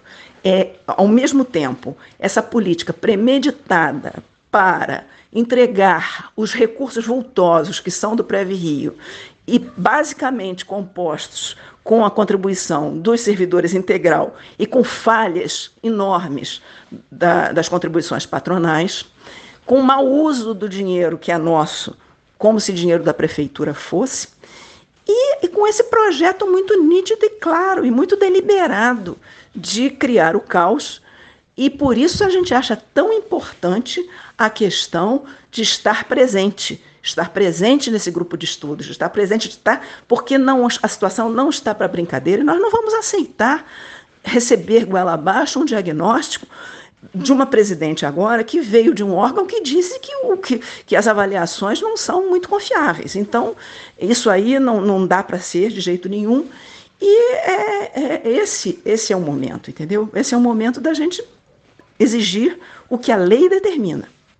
Jane Castelo, muito obrigado por você novamente conversar aqui conosco no Faixa Livre. Eu desejo a você um ótimo mandato lá no Conselho do Previ-Rio e também que você tenha um ótimo ano novo. Quero te desejar também um bom final de semana e um forte abraço. Obrigada pela oportunidade, obrigada aos ouvintes que eu espero que possam divulgar mais ainda o que nós conversamos aqui, e quero agradecer muito e queria só aproveitar esse último minuto para lembrar que o governo César Maia entrou na época com uma representação de constitucionalidade dizendo que o município é ente federado autônomo, que tem um regime próprio e que não precisa seguir as regras da Previdência. Essa Previdência Federal que não funciona e todo mundo já sabe que é uma droga. Querer imitar isso é muito ruim. E ganhou a liminar, que ficou em vigor. No governo Eduardo Paes, faça-se justiça, ele também não cobrou. E era uma prerrogativa, já que havia autonomia, os prefeitos não queriam cobrar e mantiveram isso. O que houve é que o governo Crivella quis cobrar. Então, ainda está em tempo. Claro, a ação perdeu o objeto, mas o direito à autonomia, ele persiste, ele é bom e existem várias ações de inconstitucionalidade que estão paradas, que questionam isso. Então, se for decisão do prefeito, como ele mesmo disse em uma declaração antes de ser eleito, ele não precisa seguir as regras, nós podemos construir algo bem diferente do que está sendo planejado pelo governo federal e divulgado como um mandamento da lei de Deus, entendeu? E não precisa ser assim, nós podemos achar soluções criativas, porque nós temos coisas para propor e que, então, isso tem que ficar bem claro. Essa coisa de que os 14% são inevitáveis, que tem que seguir regras, que é inevitável, não é verdade. Muito obrigada a todos pela atenção e até uma próxima. Conversamos aqui com a conselheira titular eleita do Conselho de Administração do Previ-Rio, Jane Castelo. Vamos agora a mais um intervalo. Voltaremos já já. Voltamos a apresentar Faixa Livre. Estamos de volta, ouvintes, e agora eu cumprimento o dirigente do Sindicato dos Metalúrgicos do ABC e presidente do Industrial Brasil, Aroaldo Oliveira. Aroaldo Oliveira, bom dia. Bom dia, quero cumprimentar cada ouvinte e é sempre um prazer estar aqui dialogando com vocês, né, sobre a sociedade de forma geral, os problemas, como a gente está enfrentando, né, então um grande prazer estar aqui novamente. Haroaldo, muito obrigado por você mais uma vez conversar aqui conosco no programa. Eu quero te desejar um feliz ano novo, de muita saúde e luta para vocês aí dos sindicatos do ABC Paulista.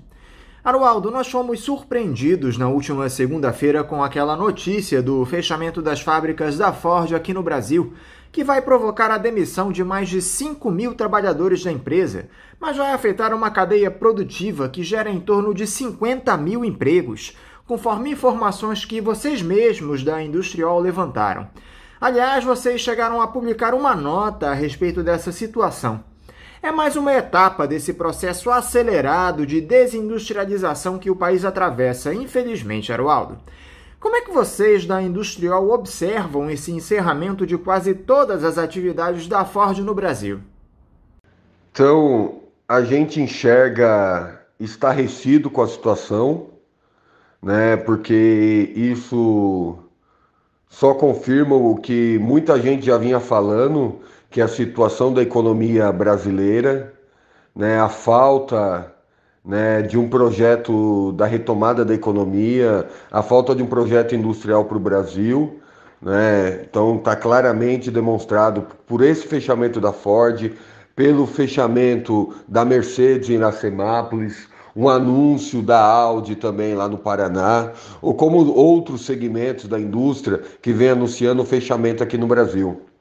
E a gente muito estarrecido também com a Ford, a gente tem que cobrar a responsabilidade da Ford, porque a Ford tem incentivo, subsídio, tem um regime diferenciado lá no Nordeste, que a Ford ganhou muito quando foi para Camaçari, ou todos esses anos que a Ford esteve no Brasil e ganhou muito dinheiro por causa dos trabalhadores. Então a Ford deixa desamparada todos esses trabalhadores, não só os diretamente ligados à Ford, mas de toda a cadeia produtiva ou de todos os setores que dependem da Ford. Então a gente tem que cobrar veemente a Ford, cobrar veemente também o governo, né, para ter solução para isso que está acontecendo. Então a gente está estarrecido, mas a gente está organizado e nós vamos lutar para reverter essa situação. O Bolsonaro disse que a Ford saiu do país porque o governo federal deixou de conceder subsídios para a empresa. De acordo com informações da Receita Federal, a indústria automotiva recebeu mais de 50 bilhões de reais em subsídios desde 2002. Você acha que o fechamento das fábricas se deu por esse motivo mesmo ou essa é mais uma daquelas retóricas vazias do presidente para agradar a sua horda, Haroaldo? Então, como eu falei, é de extrema importância essa discussão, porque de fato as empresas receberam subsídio, tem regime tributário diferenciado, como é a questão do Nordeste e o Centro-Oeste que entrou agora, mas a fábrica está indo embora, como eu falei, não é por causa só do subsídio, porque o subsídio tem até do ano 2025, o regime do Nordeste e do Centro-Oeste vai até 2025. Mas a Ford está indo embora porque a economia é um fracasso, não tem uma retomada da economia, não tem uma política de retomada, como eu falei, e não tem uma política industrial clara, que traça meta, que traça a produção nacional, que traça a ciência e tecnologia, desenvolvimento de produto internamente no Brasil. Então é por isso que a Ford, como outras tantas, estão indo embora. Que falta o governo ter pulso e sinalizar que existe uma política industrial no Brasil. Mas não tem, e a gente sabe. E a gente viu o que aconteceu. Como ele assumiu, acabou com o Ministério do Trabalho e deixou bem claro que os trabalhadores não fazem parte desse governo, ele acabou com o Ministério da Indústria também. Da Indústria e Comércio, para mostrar que não tem um planejamento industrial para o Brasil. Então ele já deu cargas d'água, aí ele deu para lá, para a indústria brasileira. Então ele não está ligado, né, para a indústria ou para esses empregos. A única coisa que ele quer, né, é a questão do agronegócio, que ele investe tanto, que ele insiste tanto, que é a base de apoio dele. Então a gente precisa de fato reagir a toda essa situação. Agora, por conta dessa declaração do chefe do Executivo, o presidente da Associação Nacional dos Fabricantes de Veículos Automotores, a Anfávea, reagiu e disse que a categoria não quer subsídios e sim competitividade. Desde 2015, o Brasil está nessa gangorra entre recessão e estagnação da nossa economia, Haroaldo. Como uma empresa ou uma indústria pode ser competitiva por aqui se a política econômica defendida pelos seguidos governos privilegia a concentração de renda? Um grande debate que está colocado nesse momento e toda hora que às vezes eu acho que vai avançar, parece que não avança, e toda hora ameaça que vão avançar, é sobre a discussão da reforma tributária. Esse é um debate crucial para o Brasil, mas nós temos que tomar um cuidado, porque às vezes isso está no discurso do pessoal de forma geral, das pessoas, né, de forma geral, mas a gente tem que discutir qual reforma tributária a gente tem que ter no Brasil. A gente tem que ter uma tributação no Brasil não baseado no consumo como é hoje. Hoje o mais pobre é onerado e todo mundo sente mais os tributos que é no consumo. A gente tem que fazer um debate sério no Brasil e fazer um debate sobre como tributar a renda. O Brasil, na verdade, é o grande paraíso fiscal no mundo, né? Porque aqui a renda é pouquíssimo tributado. Aí entra naquele debate, mas o trabalhador ganha tanto, é tributado, é alto. É verdade, é alta a tributação se pegar lá a tabela do imposto de renda. Mas na hora que a gente fala tributar renda, são os grandes salários, é tributar os super ricos desse país, é tributar patrimônio. É isso que a gente precisa discutir. E a gente precisa discutir o como vai fazer isso também no processo produtivo. Tem um grande debate, né, no meio das indústrias, né, por isso que a Anfávia vem pautando, como reorganizar a tributação no país. Você tem ICMS, cada estado tem uma forma de ICMS, então isso é um problema, né? Tem outros impostos que têm o efeito cascata, então a gente precisa discutir de fato isso. Então não é de todo errado na hora que alguma associação patronal reclama sobre isso, porque a gente precisa reorganizar, mas esse tem que ser feito um debate nacional, porque qual que é o nosso problema? Às vezes, né, as indústrias, outros setores da economia querem reorganizar e rediscutir, né, a tributação no Brasil, mas para eles terem isenção em subsídios, né? No caso da Ford, é sempre bom reforçar, como eu já reforcei, não é a questão de subsídio, porque o regime do Nordeste ainda existe lá. Mas, de fato, a gente tem que rediscutir, né, como vai ser essa tal competitividade brasileira, ou esse tal custo Brasil que tanto falam, né, na mídia e ninguém explica o que é isso. Isso nós temos que discutir a fundo. O que é que o governo federal poderia fazer para evitar essa saída de grandes indústrias aqui do país, Aroaldo, na sua opinião? A primeira coisa que o governo federal tinha que fazer para evitar, né, essas saídas é na hora que uma empresa dessa anunciasse, ele chamar na responsabilidade. Porque o histórico mostra que cada vez que uma empresa dessa veio, na história toda do Brasil, não é na história passada, muito longínqua, ou na história recente, sempre tiveram alguma ajuda, algum benefício, alguma concessão, um crédito mais barato. Então tem que chamar essas empresas na responsabilidade, porque essas empresas tiveram incentivos para estarem no Brasil. Outra coisa é cobrar, né? Porque, como eu falei, além dos incentivos, essas empresas se beneficiaram, né, aqui com o mercado brasileiro, ganharam dinheiro no Brasil. Não é à toa que a empresa quer vir no Brasil, é o tamanho, a dimensão que o Brasil tem, o potencial consumo que pode existir no Brasil, então eles vêm para cá por causa disso. Então o governo federal primeiro tem que chamar as empresas na responsabilidade. E depois, o governo federal tem que juntar com os outros atores da sociedade, em primeiro lugar, né, nesse caso, até no caso da Ford, ou em outras empresas, com os governadores, os governos locais, para também avançar e chamar a responsabilidade das empresas e traçar planos, né, locais, estaduais ou nacional. E depois fazer um grande debate com todos os atores da sociedade sobre o que é a política industrial. Até recentemente, a gente tinha uma política industrial, se a gente fazer o recorte aí da Ford, do setor automotivo, que previa, né, uma política de conteúdo local, previa partes do processo produtivo de um carro serem feitos no Brasil. Também previa, né, pesquisa e desenvolvimento desses produtos em solo brasileiro. Previa também, né, o salto de qualidade em segurança dos veículos ou até do conforto dos carros. Então, tinha uma política industrial que tinha sido debatida no governo Dilma, começado no governo Lula, com toda a sociedade, com todos os atores envolvidos. Então, isso o governo federal tinha que fazer, cobrar lá as empresas, cobrar os governos, né, locais, estaduais, como falei, e depois fazer um debate com os atores envolvidos da sociedade sobre o que seria ideal na política industrial, mas cobrando, né, produção sempre nacional para a gente desenvolver o Brasil. O Banco Nacional de Desenvolvimento Econômico e Social cobrou explicações à montadora sobre essa decisão, Aroaldo. O BNDES possui 2 contratos de financiamento com a Ford que somam 335 milhões de reais e foram contratados em 2014 e 2017. O banco diz que esses empréstimos seriam destinados ao desenvolvimento de novos produtos da companhia no Brasil para o fortalecimento da engenharia nacional. Ou seja, a empresa se instala no Brasil, ganha subsídios, empréstimos do BNDES e sai do país deixando um rastro de desemprego. E é isso mesmo, não é um caso exclusivo da Ford. A gente pode pegar outros exemplos que as empresas ganharam, né, subsídio do governo federal, ou seja, subvenção no empréstimo, ou mesmo um regime tributário diferenciado, mas, né, tem outros tipos de subsídios, outros tipos de ganho que as empresas têm. Às vezes ganha terreno do governo local, ganha ainda mais subsídio do governo estadual e não tem responsabilidade social nenhuma, não pensa nos trabalhadores, né?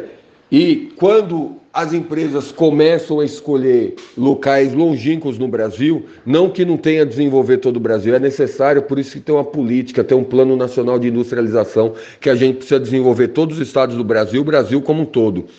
Mas às vezes as empresas escolhem alguns lugares longínquos, porque sabe também que não tem organização dos trabalhadores, vai pagar menos, vai, né, tirar direito dos trabalhadores, então deixa um rastro tremendo de desemprego e de pobreza. Então, por isso que o governo federal, a primeira atitude é chamar a responsabilidade dessas empresas. Então, por isso que nesse momento, o governo Bolsonaro tinha que estar chamando em primeira a Ford, não fazendo essas declarações que ele está fazendo.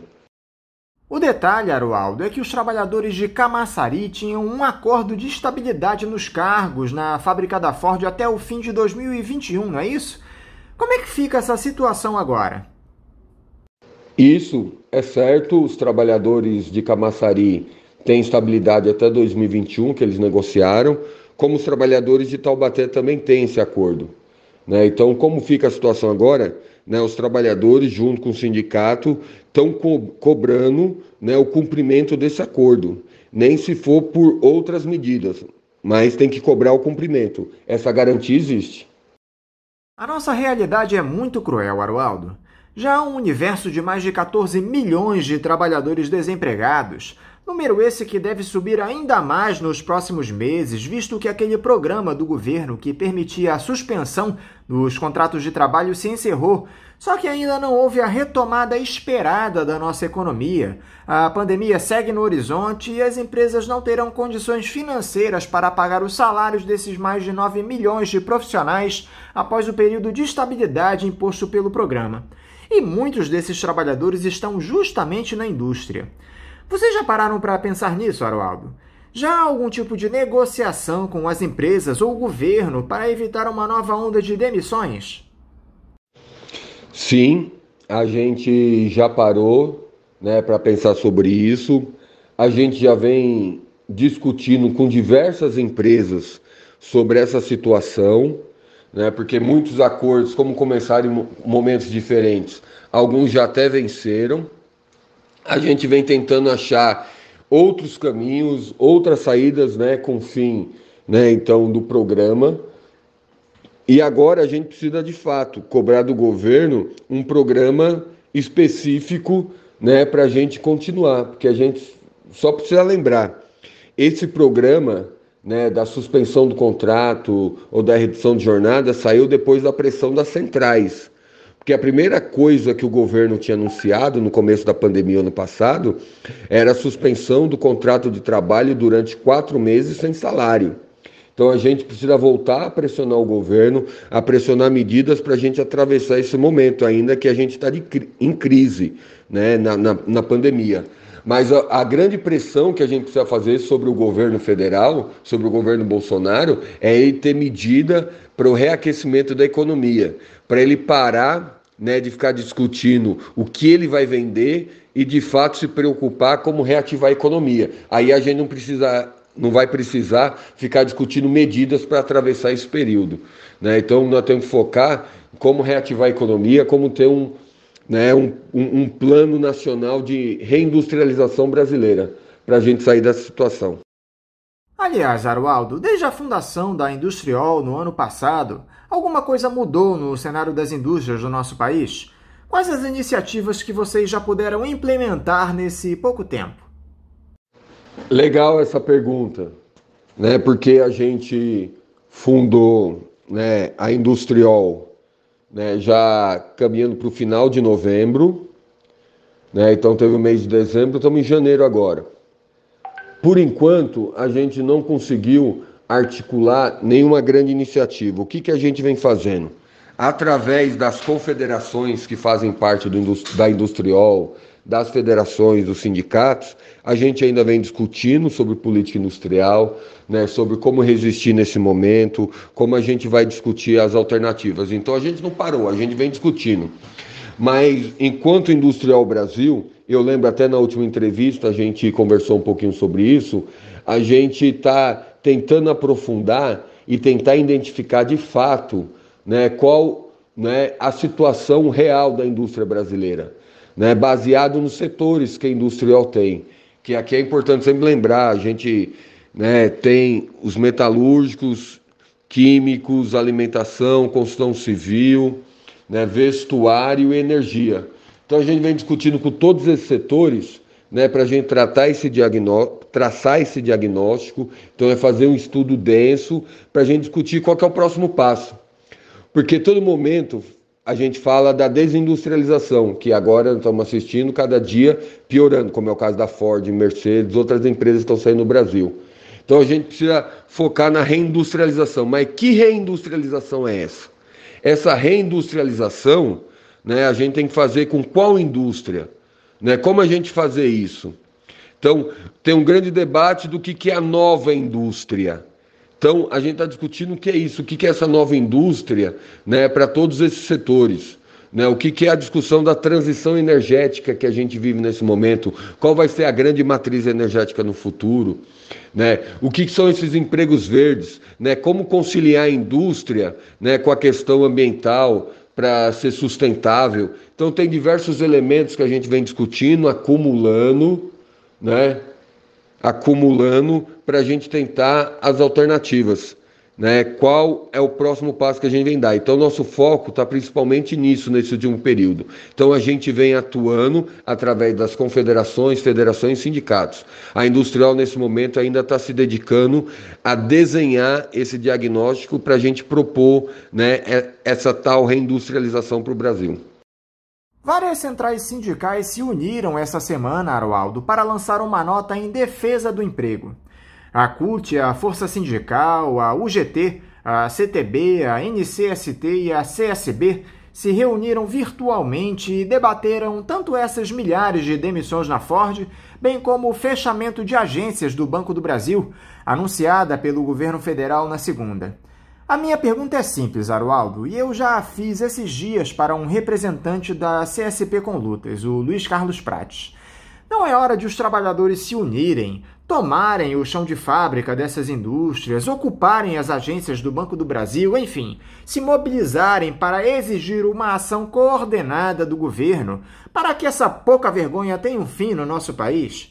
Não está faltando liderança nessa coordenação, Arualdo. Por mais que a gente reconheça que os sindicatos estão fragilizados, que os trabalhadores estão amedrontados, cadê a tal da greve geral que há tanto tempo tenta se organizar nesse país?